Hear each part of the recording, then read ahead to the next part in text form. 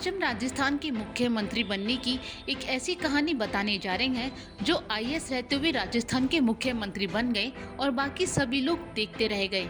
लेकिन ये होना भी इतना आसान नहीं था कि जब एक आईएएस के पद पर रहते हुए संविधान के दूसरे पद की जिम्मेदारी भी लेनी हो।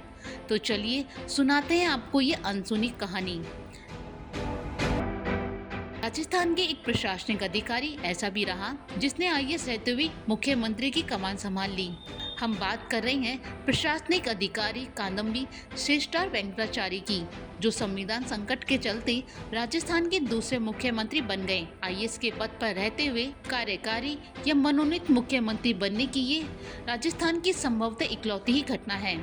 दरअसल साल 1945 में जोधपुर से जयनारायण व्यास ने पंडित नेहरू को पत्र लिखकर सूचित किया कि यहाँ का एक अंग्रेज प्रधानमंत्री डोनाल्ड पिल जनरल डायर की तरह काम कर रहा है। ऐसे में आपको यहाँ आकर दखल देना जरूरी है। क्योंकि जोधपुर एक बड़ा राज्य था, इसलिए उस समय नेहरू ने जोधपुर आना जरूरी समझा। उस समय अपने साथ शेख अब्दुल्ला और इंदिरा प्रियदर्शनी नेहरू के साथ आए।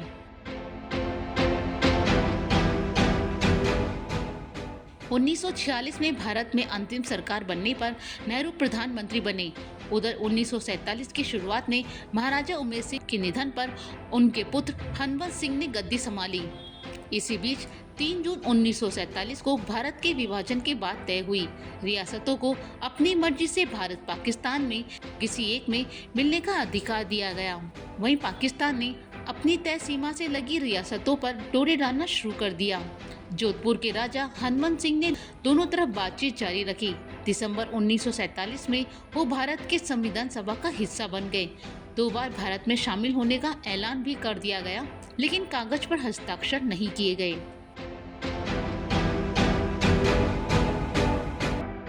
5 अगस्त 1947 को हनवंत सिंह ने जिन्ना से मुलाकात की। बैठक में जिन्ना ने राजा हनवंत से खाली कागज पर साइन करवा लिए।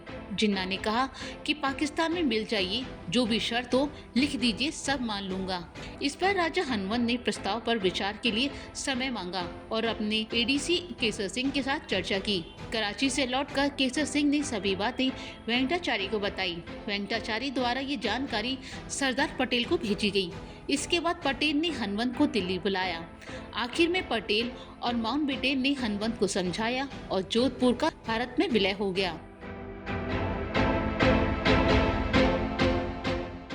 हनवंत को जब वेंकटाचारी को पटेल के खत के बारे में जानकारी मिली तो उन्होंने वेंकटाचारी को हटाकर अपने भाई अजीत सिंह को प्रधानमंत्री बना दिया। फिर बीकानेर महाराजा सादुल सिंह ने वेंकटाचारी को बीकानेर में प्रधानमंत्री नियुक्त कर दिया। फिर 1949 में राजस्थान बना तो वेंकटाचारी को राष्ट्र प्रमुख की तरफ से बुलावा आया। राजा मानसिंह राष्ट्र प्रमुख थे, वेंकटाचारी उनके प्रशासनिक अधिकारी बन गए।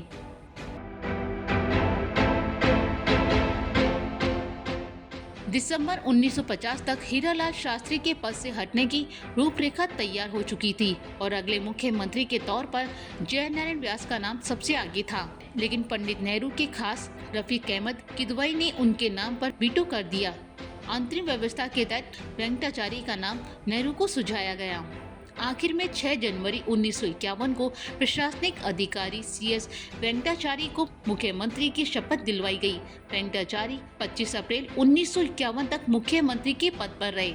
किदवई के वीटो लगाने के कारण मुख्यमंत्री पद से चूक जाने वाले व्यास गुट चुप नहीं बैठा और एक बार फिर सक्रिय होकर व्यास गुट ने किदवई के तर्कों की काट खोज 3 माह में नेहरू को मना लिया। नेहरू के मान जाने पर आखिर 25 अप्रैल 1951 को जयनारायण व्यास राजस्थान के मुख्यमंत्री पद पर आसीन हो गए।